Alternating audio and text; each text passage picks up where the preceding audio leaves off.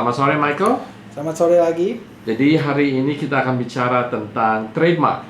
Betul. Oke, ini bagian kedua. Oke, Betul. silakan. Ya, jadi ini adalah kelanjutan dari diskusi kita tentang intellectual property law di Amerika secara general. Jadi ini adalah bagian kedua.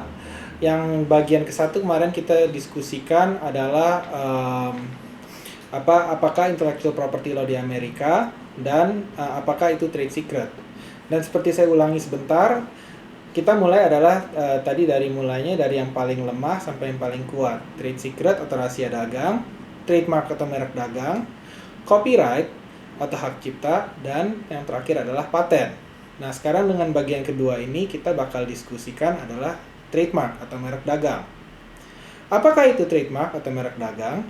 So, trademark itu adalah simbol, nama, logo yang terkait oleh reputasi sumber yang membuat produk itu. So the source of goods, kalau orang Amerika bilang konsepnya. Jadi logo, gambar, musical jingle. Jadi seperti kayak nada kalau ada lagu irama yang buat di iklan, di marketing. Seperti misalnya contoh kalau yang orang di Indonesia masih ada zaman dulu tuh kayak Indomie seleraku. Itu adalah seperti trademark jingle. Jadi seperti yang kalau yang lebih modern, kalau kita tahu Intel, kalau yang Intel Inside itu adalah contoh-contoh trademark merek dagang.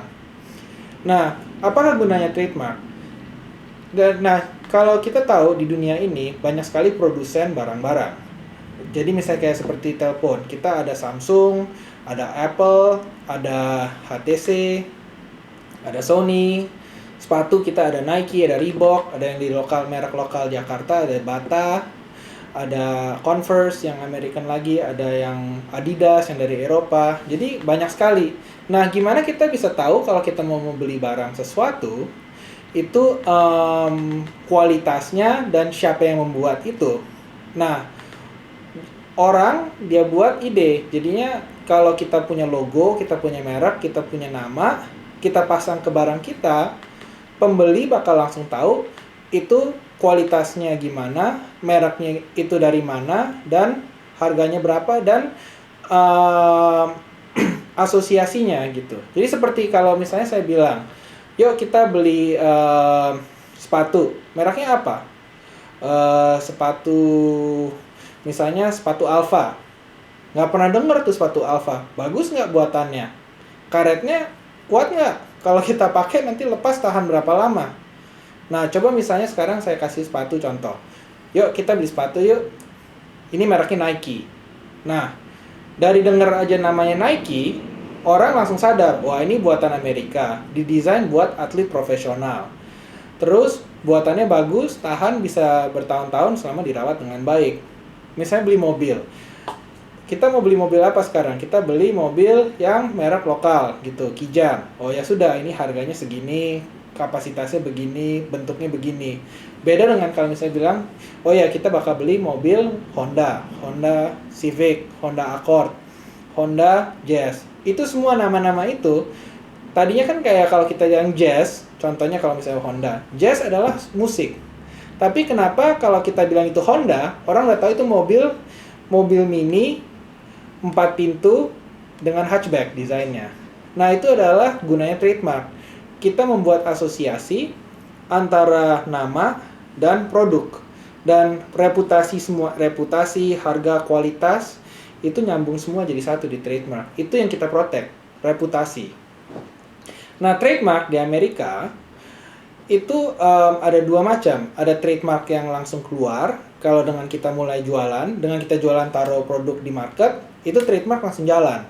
Tetapi untuk mendapat proteksi, itu harus diregister atau direkam, direkord di USPTO, namanya trademark registration.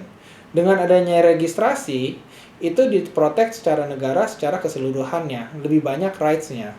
Jadi kalau kita ngeliat barang, contohnya kalau misalnya ngeliat barang ada merek, ada TM di ujungnya, itu adalah trademark name yang dipakai trademark, jadi ada warning-nya.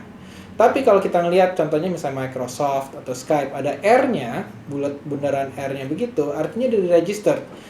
Artinya kalau udah di-register, yang pemegang hak trademark itu bakal punya rights lebih banyak untuk kalau ada kejadian infringement atau pelanggaran.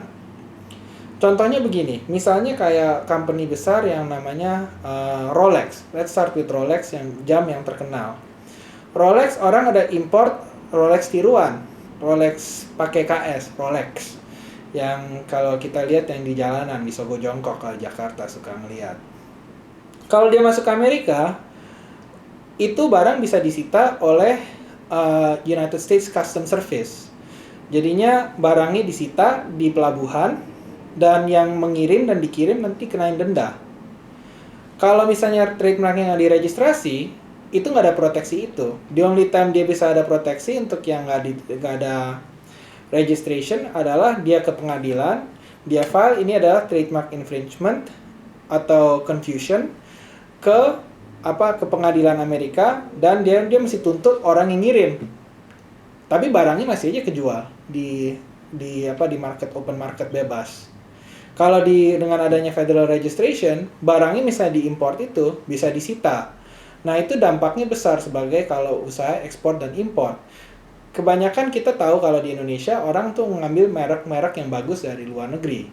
Jadi misalnya belum ada merek itu belum masuk ke Indonesia, produsen itu mengambil merek tersebut.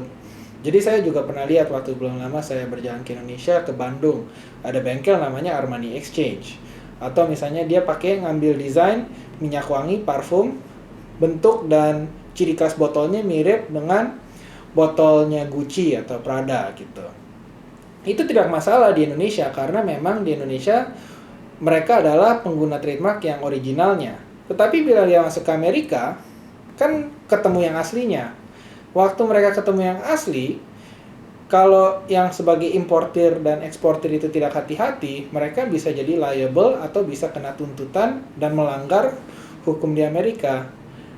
Dan sebaliknya juga begitu. Misalnya kita punya barang baru mau ekspor import di Amerika, mau masukin ke Amerika, punya nama bagus, belum pernah kepakai. Misalnya contohnya adalah sambal Dua Blibis.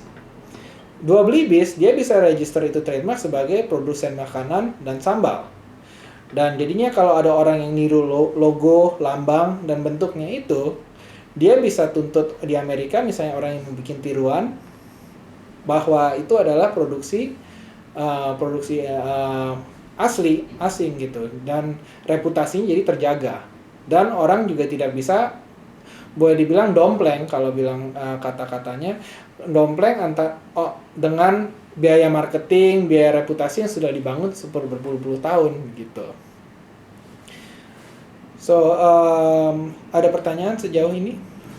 Mungkin kalau trademark ya, sebagai brand, ya seandainya Kabari gitu. Betul. Itu harus diregister di daftar di negara tertentu atau gimana? Nah, trademark itu nanti kalau kapan ada episode berikutnya nanti saya diskusi juga adalah international trademark.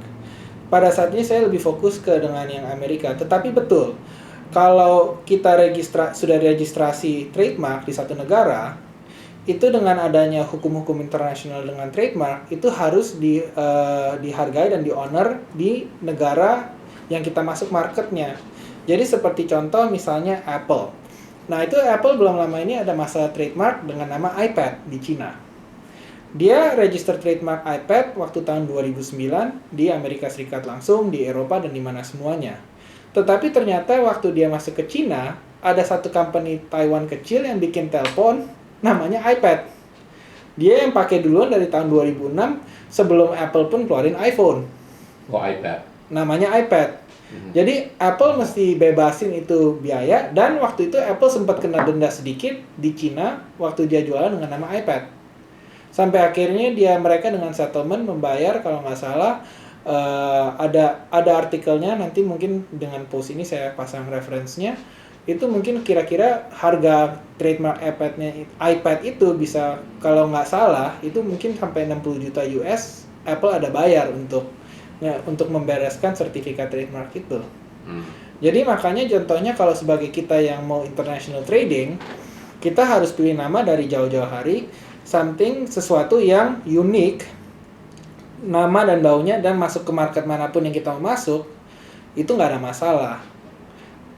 Jadi dengan arti kalau ada perusahaan Indonesia yang ekspor dengan nama supamnya kayak botol gitu, Betul, Sosro. Sosro, itu sebaiknya didaftar di Amerika gitu. Kalau Daftar seandainya di mau Indonesia ekspor. dulu, betul kan mereka sudah jualan asalnya dari negara asal, dia registrasi dan sudah mendapatkan perlindungan internasionalnya, dan setelah itu masuk ke Amerika dengan nama yang benar. Itu adalah makanya ada alasan kenapa kalau kita ngeliat produk seperti produk kecantikan begitu ya, di Eropa namanya A, di Asia namanya B. Jadi seperti misalnya kalau yang kita mungkin terkenal buat anak-anak muda itu ya, minyak wangi dan parfum dan deodoran yang mereknya Ox, yang AXE, yang Ox itu kan sering ada tuh kalau di Asia sama di Amerika Ox. Cuman kalau masuk ke India atau Eropa namanya jadi Lynx.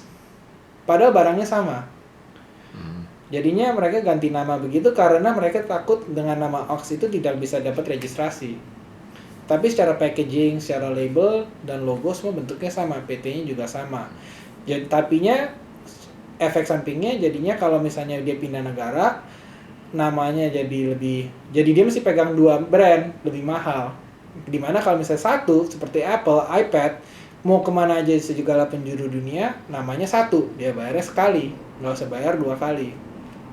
Itu contohnya isu trademark yang harus hati-hati. Dan ada salah satu topik lagi yang penting juga nantinya juga mungkin bakal ada episodenya juga adalah website registration. Jadi kalau trademark, jadi misalnya kita punya produkkita.com atau sekian, itu juga ada mainnya dengan trademark kalau di Amerika dan internasional. Kalau daftar di Indonesia apakah itu international? Nah itu dia, tergantung undang-undang negaranya. Saya bukan sampai expert yang law di Indonesia trademark per se, tetapi usually kalau di Amerika dengan kita registrasi dengan yang federal registration itu langsung dapat international registration juga. Dan saya kalau Indonesia adalah anggota dari WIPO, adalah World Intellectual Property Organization, dan juga Indonesia juga ada menandatangani ada yang namanya Paris Convention. Jadi negara-negara anggota itu biasanya kalau mereka sign, ada orang registrasi di negara A, itu dapat international kode internasionalnya juga. Jadi biasanya lebih gampang. Oke, jadi sebenarnya kalau memang sudah register di Indonesia dan sudah anggota WIPO atau Iya, karena negaranya Ya. Indonesia sendiri udah jadi WIPO. Jadi secara langsung dia dapat proteksi dengan negara-negara internasional lain yang juga menjadi anggotanya. Jadi apakah masih perlu untuk daftar di Amerika? Dia harus perlu untuk daftar di Amerika, tetapi dia mendapat prioritas karena dia udah mendaftar duluan di negara lain itu. Oh, oke, begitu. Jadinya ngantri, kalau bilang ngantri dia lebih awal karena dia referensinya dari tanggal produksinya yang sebelumnya. Begitu. Jadi dengan arti selalu daftar ke negara yang bakal diekspor. Betul. Trademarknya. Iya. Namanya. Jadi misalnya kita udah mulai produksi, misalnya kita mau import tahun 2013 gitu. Kita bisa file di Amerika adalah yang namanya intent to use. Jadi kita niat mau pakai cuma indent nama dan tanggal saja. Nanti kalau udah di-approve, udah dilewatin, tinggal nanti pas barangnya masuk baru kita bayar, nanti registrasinya keluar langsung bersamaan dengan barangnya masuk ke marketplace-nya di Amerika. Oke. Baik. Terima kasih Michael untuk hari ini. Right. Kita akan ketemu untuk berikut. Right, demikian yang session trademark ini. Terima kasih.